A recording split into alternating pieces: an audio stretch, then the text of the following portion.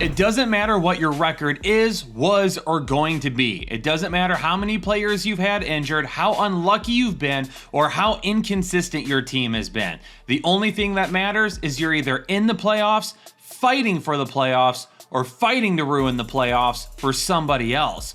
Rule number 76, no excuses. Play like a champion. Headliner Nation, it's time to lock in for week 11, and we're going to start on Thursday Night Football with the New York Jets and the New England Patriots. And with the way the quarterback play has been for the New York Jets as of recent, there's no way that I can trust anyone on this team right now, especially on Thursday Night Football. Garrett Wilson is expected to miss the next few weeks, but when you take a look at what Justin Fields has done, he has less than 55 passing yards in 3 of his last 4 games. I'll repeat that on the quarterback video, but you heard that right. Less than 55 yards in 3 of his last 4 games. The New York Jets are allowing the 10th fewest fantasy points per game to opposing wide receivers, but they just traded away arguably their best cornerback. And part of that is because they have faced the 8th fewest passing attempts in the NFL so far this season. As of this recording, Kayshon Boutte has been limited in practice so far this week, so it's still unclear whether or not he'll be cleared on the short week for Thursday Night Football. If he is cleared, then he will move to a fringe start. Matt Collins will move to a sit. Kyle Williams is going to stay a sit. Yes, he had the big play last week, but with Kayshon Boutte, that opportunity probably disappears. And even with Kayshon Boutte potentially missing again, I would probably look at the other wide receivers. Stefon Diggs right now has 1 TD in each of his last 3 games. Not a super high ceiling from Diggs, but a pretty solid floor over the last 3 games. For Matt Collins, I know that he just had 10 targets, but listen to his targets so far this season. Outside of 10 in week 10 and 7 in week 8, he has had targets of 2, 2, 3, 0, 1, 4, 2, and 2. A couple of solid games, but if Kayshon Boutte were to miss, you could list him as a fringe start in the hopes that he gets between 7 and 10 once again. If Kayshon Boutte plays, he's definitely, with Stefon Diggs, is the main pass catchers. Washington and Miami, the final international game of the season over in Spain, Sunday morning kickoff. Terry McLaurin's already been ruled out. Good news. We don't have to spend a week wondering what if with Terry McLaurin. We know that it definitely will not be week 11. And for Deebo Samuel, it's a tougher matchup. Miami's still allowing the 4th fewest fantasy points per game to opposing wide receivers. But even if it was a solid matchup, Deebo Samuel would not be a solid option. He has not been a top 24 wide receiver over the last 4 games. And his receiving yards during that span are 15, 11, 41, and 29. He scored a touchdown last week, but outside of that, he hasn't done anything. Now, if you're asking yourself, well, what about the other wide receivers in this matchup? Robbie Chosen and Treylon Burks, I mean, they had 4 and 3 targets last game. You could potentially take a flyer on one of them, but I think we've got better risks that we can take this week. Jalen Waddle is a smash start right now. Great matchup. Washington allowing the 3rd most fantasy points per game to wide receivers. He's got a touchdown in 2 of his last 3 games, and he's got 80 or more receiving yards in 5 of his last 6 games. Malik Washington hasn't really been doing anything. Jalen Waddle, really the only guy outside of Devon Achane that we're trusting on this team for fantasy purposes. The Panthers and the Falcons, and Ted McMillan will find himself as a fringe option once again in week 11. A little bit of a tougher matchup. Atlanta allowing the 8th fewest fantasy points per game to opposing wide receivers. The volume has been solid for Ted McMillan, and that's really the only reason he remains as a fringe start. But the quarterback play from Bryce Young has been pretty terrible at times. And Ted McMillan provides an okay floor with the amount of volume he's getting. But his floor is flex consideration. His ceiling is flex consideration. There's not a whole lot about it. Carolina may be allowing the 3rd fewest fantasy points per game, but Drake London has back-to-back wide receiver 1 weeks. Are you seriously considering sitting that right now? He's only been outside the top 6 wide receivers 1 time in his last 5 games. He's getting tons of volume, tons of touchdown potential, and exactly the ceiling that we thought we were getting when we drafted him this offseason. Tampa Bay at Buffalo, Emeka Egbuka, obviously going to be a start this week. He continues to be one of the better wide receiver plays every single week with Baker Mayfield in this offense. Chris Godwin still not expected back this week. No timetable for his return either. Tez Johnson continues to score touchdowns.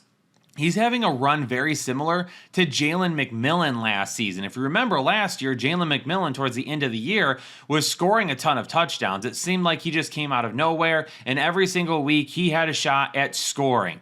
Tez Johnson is really the same way this season. He's a fringe option for me because I think a lot of his value is based on scoring touchdowns, and sometimes it's really hard to chase those when we need consistency. Keon Coleman has been terrible for weeks, and finally, he scored a touchdown last week and provided some solid fantasy points for basically absolutely nobody because no one's been starting him. Now with no Dalton Kincaid, maybe he's got a shot to end up making his way back to some fantasy points. Now last week was probably based around the fact that it was negative game script and the injury to Dalton Kincaid allowed Keon Coleman to be targeted a little bit more often than what we've seen as of recent. And in this matchup against Tampa Bay, again, Dalton Kincaid's still questionable at this point. Khalil Shakir and Keon Coleman are both fringe starts for me this week. Shakir has a much better floor. He is a guy that I think could make it inside to the top 24 based on volume alone. Keon Coleman is a guy that if he makes it into the top 24, it's because he scored a touchdown. It feels like three wide receivers have kind of started to separate themselves a little bit here for the Houston Texans. Obviously, Nico Collins is wide receiver 1 on this team. Jaden Higgins has jumped to the number 2 wide receiver in terms of snap percentage and the targets that he's seeing as well. Jalen Noel is kind of going in and out of that wide receiver 3 role. Christian Kirk and Xavier Hutchinson still saw more snaps than he did last week, but he's making more of his time on the field than what either of those guys are. And Tennessee is allowing the 9th most fantasy points per game to opposing wide receivers. They keep getting beat up by the big play, which means Nico Collins and his big play ability obviously have some great potential this week. Jaden Higgins is very touchdown dependent for me, and the rest of the wide receiver core will mix and match at times. This game for me, though, and the ceiling is all dependent on how long Houston leads for. If Houston leads for the entire game, then the ceiling for these guys is going to be much lower. It's a tougher matchup against Houston, so it's really hard for me to want to trust or be able to trust any of these wide receivers. I'd rather take a shot on a guy like Darius Slayton. Heck, in this matchup, I'd rather start Jaden Higgins than anybody listed here with how this offense is played and the defense they're playing against. Chicago and Minnesota playing for second in the NFC North this week, and obviously if the Lions were to struggle against Philadelphia, there's an opportunity to pull even with them as well.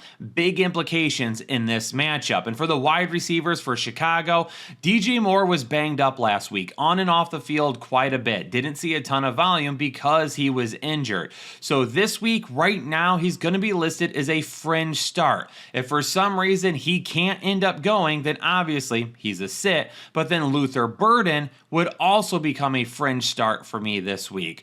Rome Odunze back to fantasy relevancy last week. Really good to see out of, for no reason, disappearing a couple of weeks ago. Scored a touchdown, plenty of volume. Taking a look at these wide receivers moving forward, there's going to be some up and downs, and it's really going to depend on game flow and how good Caleb Williams can be for the entirety of a game, not just for the fourth quarter. The Bears are allowing the 5th most fantasy points per game to opposing wide receivers, so there's an opportunity for Jefferson, Addison, and Naylor all to strike this week. And I know Naylor is coming off of a big game last week, but I don't see that being consistency on a weekly basis. Jalen Naylor for me is going to be a sit this week because I do think we get Justin Jefferson into the end zone, and I think Jordan Addison has a shot at some big plays as well. Green Bay's wide receiver core continues to be an absolute mess this season.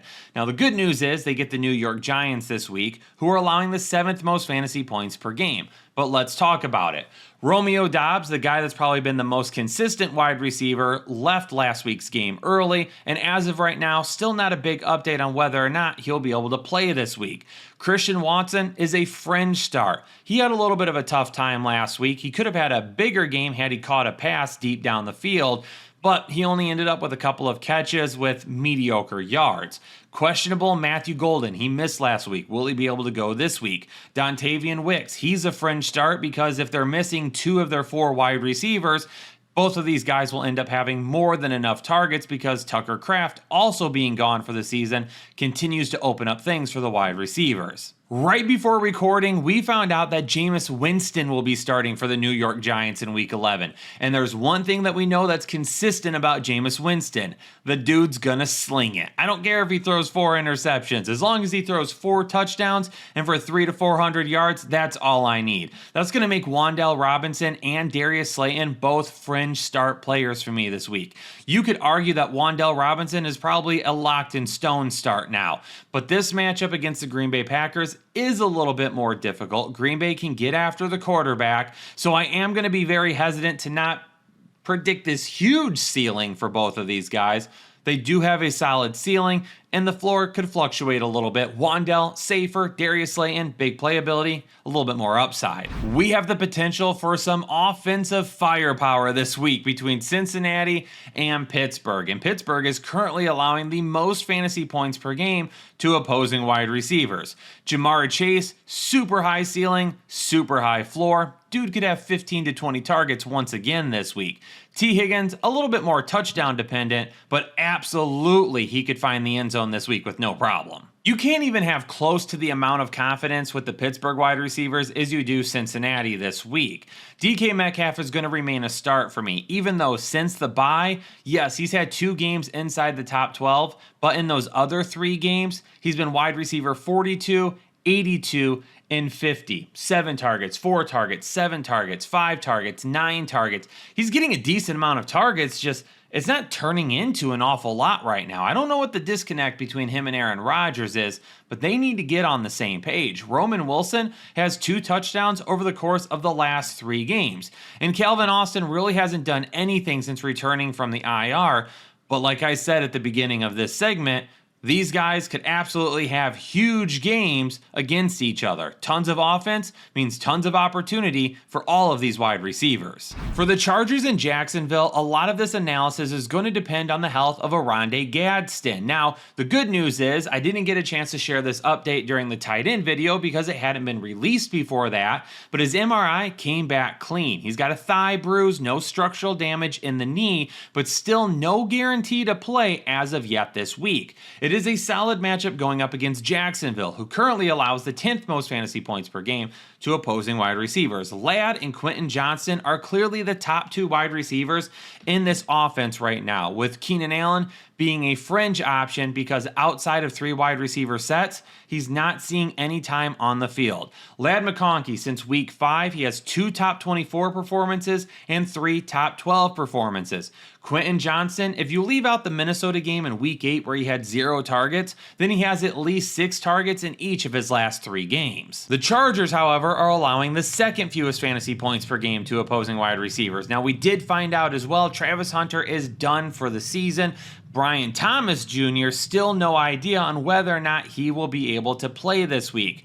Dyami Brown probably also going to be questionable as well. Jacoby Myers led the team in receiving last week. His first week with the team on a short week, and he was able to go out there and do that with Trevor Lawrence. That's pretty impressive. He's going to be a fringe start because of that. Parker Washington saved his day with a touchdown last week, and yes, he did have 2, but 1 was special teams. From a receiving standpoint, he saved a day with the touchdown. He's probably going to have touchdowns moving forward. If Brian Thomas Jr. and Dyami Brown both end up missing, then I think you can fringe start Parker Washington and Jacoby Myers. However, if Brian Thomas Jr. ends up playing, or both of them end up playing, this gets a whole lot more complicated. The Seahawks and Rams will be my underdog must-watch matchup of the week, with 2 of the top wide receivers in Jackson Smith-Njigba and Puka Nacua battling it out this week. And if you're interested in putting in some pick'ems with both of these guys, I would absolutely consider going over on their yards. Whatever you end up setting it at, both of these guys could easily pass it. But the only way that you can play these pick'ems with us is by downloading the Underdog app, and then get signed up using code Headliners and make a deposit of at least $10. You're gonna get bonus bets up to $100, but you're also gonna get a super special pick'em that's almost guaranteed to hit. You could pair that along with anything for Puka Nacua or JSN and find yourself in the green in week 11. We'll keep an eye on Torrey Horton. He's really the biggest question mark here for Seattle. He didn't play last week. Rashid Shaheed in his first game with Seattle with former offensive coordinator Clint Kubiak didn't really see a whole lot as of well. That could end up changing. And if there's no Torrey Horton this week because of the big play potential, I could see Shaheed maybe grabbing 1 or 2 deep balls. For the LA Rams, we are still waiting to hear more on Davante Adams. Sounds like he's dealing with an oblique injury and no word yet on what his status may be for this week. So for now, I'm going to list him as questionable. Puka Nacua, however, like I said, you're starting him no matter what, and if there's no Davante Adams, there's more room for volume. San Francisco and Arizona, and we gotta mention the fact that Ricky Pearsall is at practice on Monday and Tuesday this week and could end up practicing for the entire week, which if he does, that would be good news for him being able to actually get on the field this Sunday against Arizona. As of now, I'm gonna list him as questionable, with Jauan Jennings being a start in this matchup. Jennings has touchdown potential and the potential for the most volume. However, if Pearsall does end up playing, you might be able to list him and Jennings both as fringe starts. They're going to become way more risky at that point, but Pearsall has missed enough time that I'm sure they're going to be excited to have him back out there, and they're going to try to get him the ball. Unfortunately, right after we got done editing this video, we found out that Marvin Harrison Jr. is out for this week after undergoing emergency surgery for appendicitis, and it sounds like he could end up missing at least a couple of weeks at this point. This was a great spot for him, and after he had been clicking with Jacoby Brissett, he is going to be sorely missed this week. Stepping up in his place could end up being Michael Wilson, although Trey McBride might get 900 targets this week. Emari Demercado in the passing game might be interesting as well. Michael Wilson, when you take a look at the numbers over the last 4 games, nothing really crazy, but 5 targets, 4 targets, 4 targets, 7 targets, 40 or more receiving yards in 3 straight games. Only had 34 last week, but again, that was with 7 targets last week.